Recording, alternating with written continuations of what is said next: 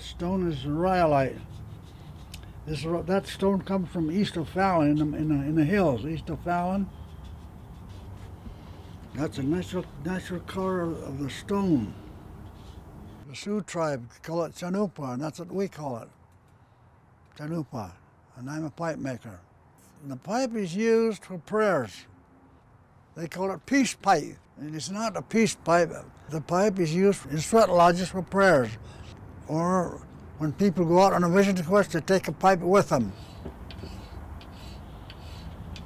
Pipe stone, and he comes from Minnesota. He goes clear to the quarry to get it.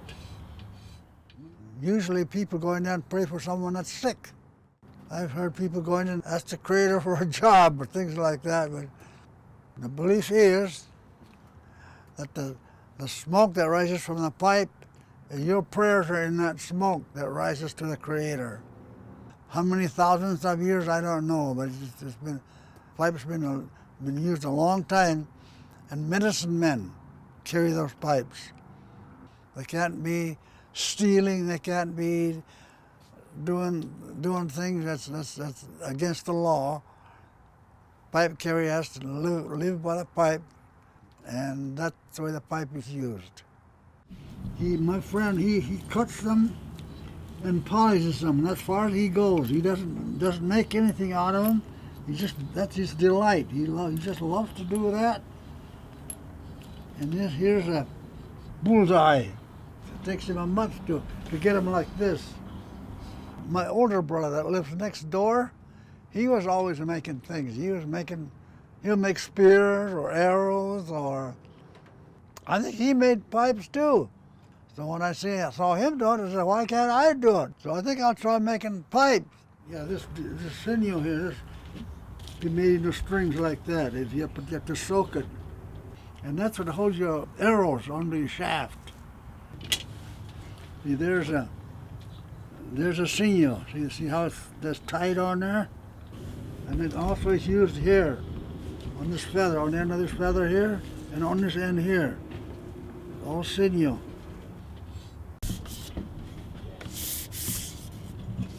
I did get to finally start working with Mr. Tobey, and now we're deep into our second pipe we're working on.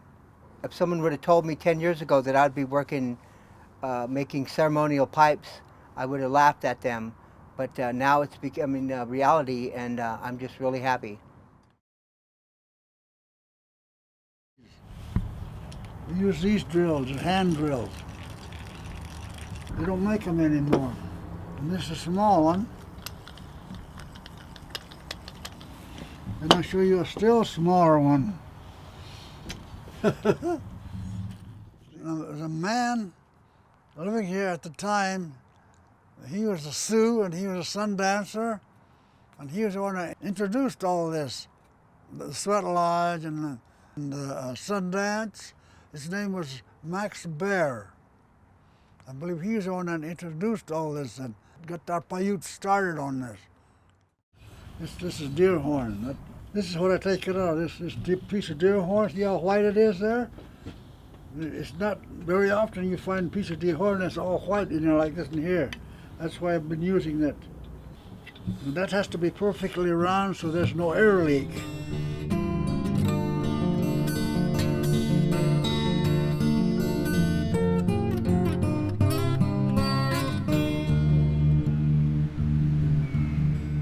We finish it, we put a little bit of oil on there. And that oil is biodegradable and it's non-toxic. That oil is that virgin olive oil. And it shines it up really nice. And I always thought that they used like a lacquer or shellac, but Hilman said, no, we use something that's very non-toxic.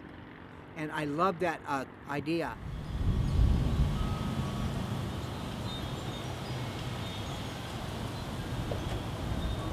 Yeah, this stone comes from Nixon, the quarry.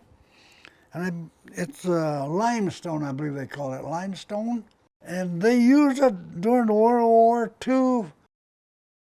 It was pretty hard. It's kind of hard rock. I had to be very careful when I made that one. And these lines here, they look like copper, but they came off of a tree that I found up in pea vine. They're all pipes one except this one here.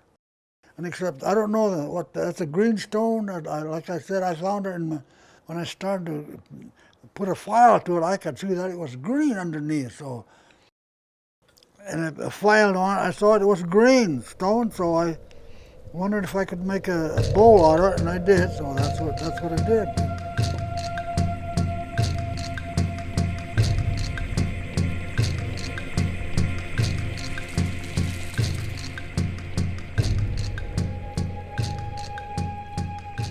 And I want to encourage young men and women to follow their dreams and goals, pick up these things and just take it a lot further than we've drawn it.